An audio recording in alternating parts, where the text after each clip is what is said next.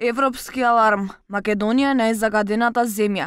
Потатоците на Европската агенција за животна средина покажуваат дека земјата е дури 10 пати повеќе загадената од прописите. Темата дека Македонија се најде на првата листа на загадени држави во Европа ја обработуваат и странските медиуми.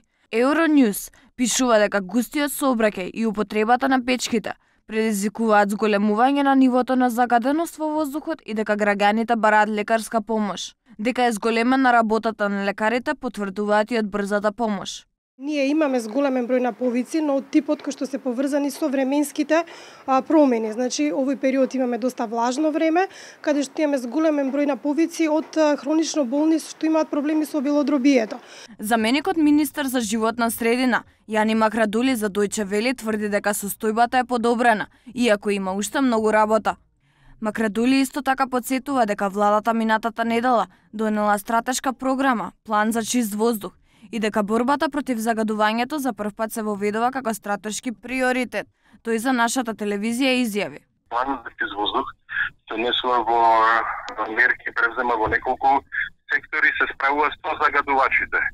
Бидејќи во Скопје за време на зимскиот период загадувањето е најголемо, а тоа доаѓа од шото затопување.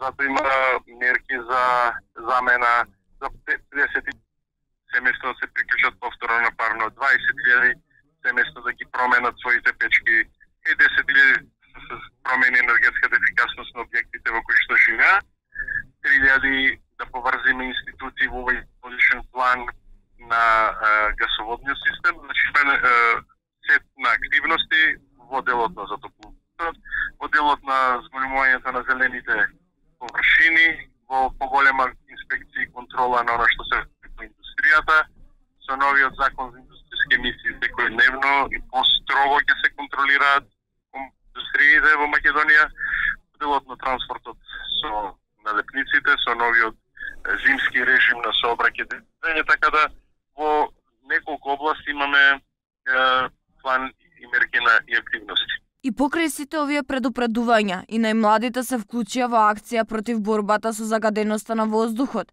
20 основци од ЕТОВ само иницијативно ќе одржуваат мирен протест пред нивните училишта.